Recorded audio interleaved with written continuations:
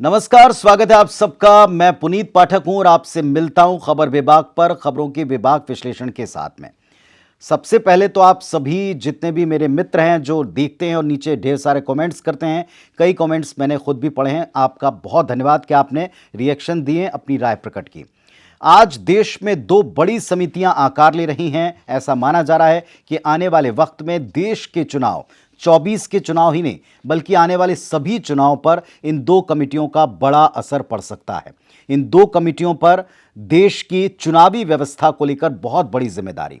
ऐसा मैं आपसे क्यों कह रहा हूं, आप कुछ ही देर बाद इस वीडियो को देखकर समझ जाएंगे। लेकिन ऐसी दो बड़ी कमेटियां जिसने आज आकार ले लिया है, लेना शुरू कर दिया है, इसके बारे में जानना बहुत जरूरी।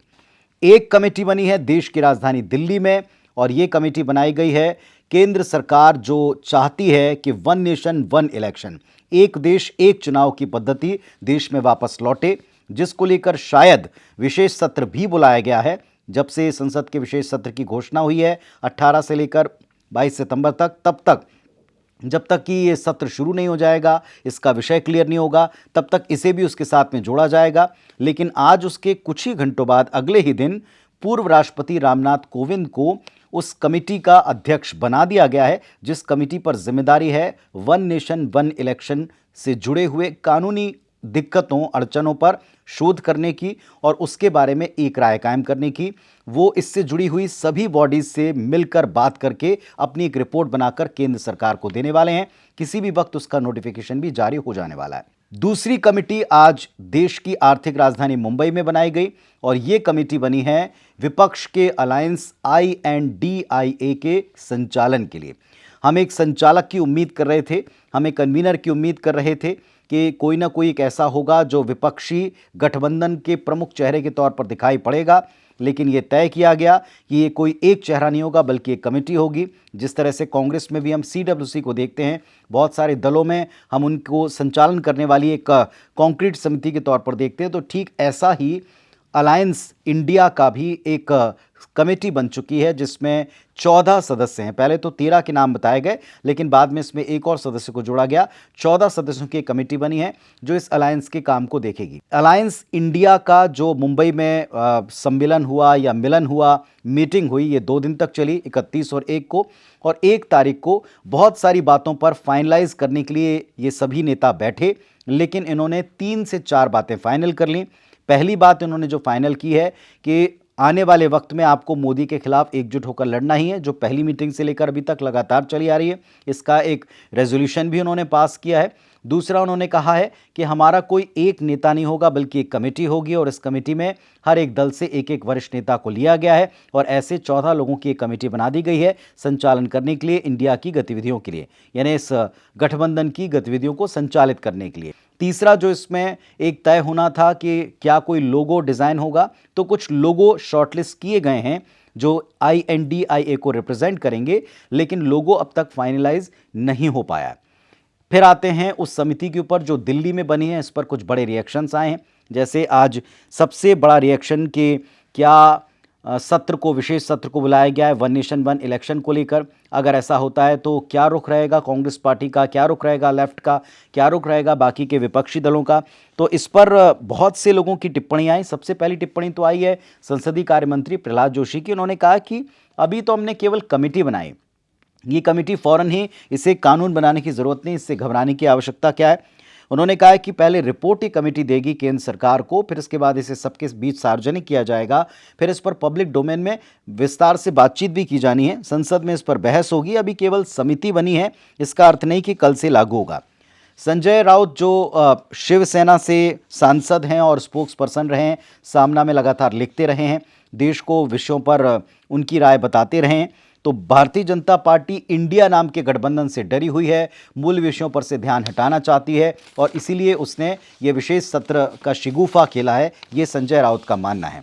साथ ही साथ उनका ये भी कहना है कि इससे बहुत ज़्यादा फर्क नहीं पड़ेगा क्योंकि अलायंस जीतेगा।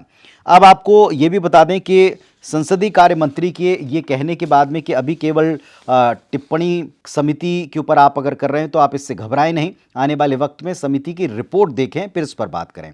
पर वो सवाल वहीं छूट गया जो प्रहलाद जोशी से पूछा गया था कि क्या विशेष सत्र केवल और केवल बुलाया जा रहा वन नेशन वन इलेक्शन को लेकर, तो इसको लेकर भी 5 तरह की बातें सामने आई हैं।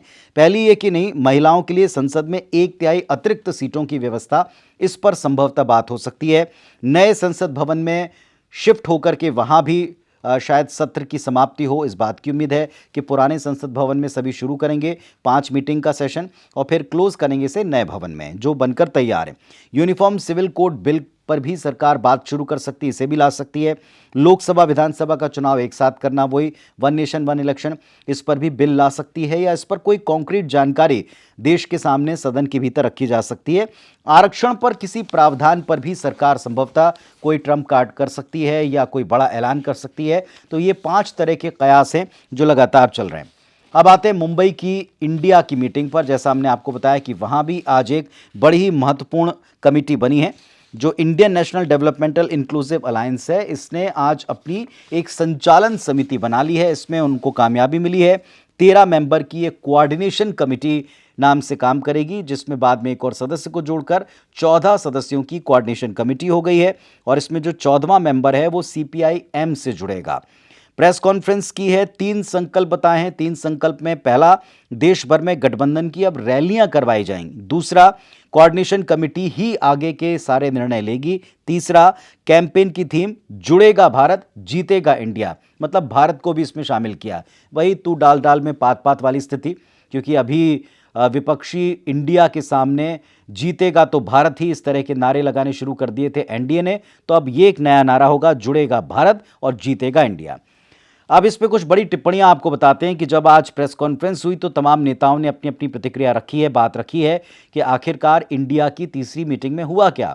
तो लालू प्रसाद यादव ने कहा है कि मोदी को हराकर ही दम लेंगे।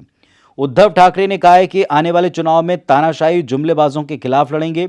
एक नारा था सबका साथ सबका विकास, लेकिन बाद में हुआ क्या, चुनाव जीतने के बाद मित्रों को लात और अपना विकास, ये उनका प्रेस कॉन्फ्रेंस का वर्जन है, वो भी आधिकारिक। मल्लिकार्जुन खड़गे कांग्रेस पार्टी के राष्ट्रीय प्रेसिडेंट हैं, उनकी भी इस प्रेस कॉन्फ्रेंस में बात आपको जरूर सुनना चाहिए। उन्होंने कहा कि मोदी जी जोर से बोलते हैं, बार बार बोलते हैं, झूठ बोलते हैं, 100 रुपये बढ़ाते हैं और 2 रुपये घटाकर कहते हैं कि मैं गरीबों के लिए काम कर रहा हूं। यानी उनका निशाना था गैस सिलेंडर के दाम कम करने को लेकर।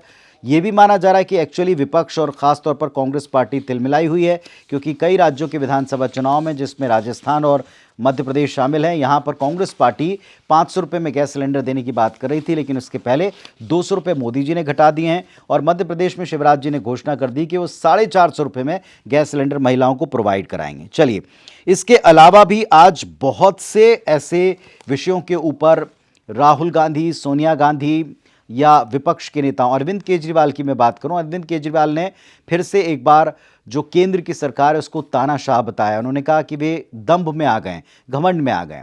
लेकिन इन सारे बयानों को आप साइड में रख दें जो राजनीति में अक्सर आते हैं। मूल मुद्दे की बात यह है कि आज 2 कमेटियां बनी हैं और जैसा मैंने आपसे कहा था कि अगर ये विपक्षी अलायंस दमदार तरीके से अपनी आगे उपस्थिति दर्ज कराता है, 24 में वाकई टक्कर देता है, तो फिर ये ना केवल 24 में बल्कि आने वाले वक्त में क्या बीजेपी के विजय रथ को रोक पाएगा?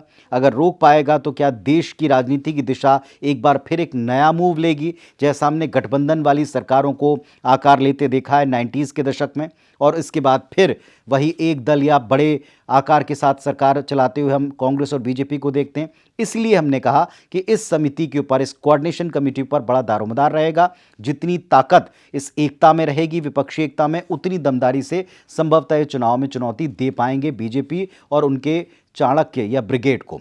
दूसरी बड़ी बात, जो दिल्ली में आज पूर्व राष्ट्रपति ने एक कमेटी के अध्यक्ष के तौर पर जिम्मेदारी संभाली है, वन नेशन वन इलेक्शन समिति के अध्यक्ष के तौर पर, उन पर भी दारोमदार है कि अगर सारी कानूनी दिक्कतों अड़चनों को दूर करने के लिए कमेटी अपनी रिपोर्ट देती है और इस पर देश वाकई आगे बढ़ता है, तो फिर से 70 के पहले की तरह सारे विधानसभा और लोकसभा के चुनाव एक साथ होंगे।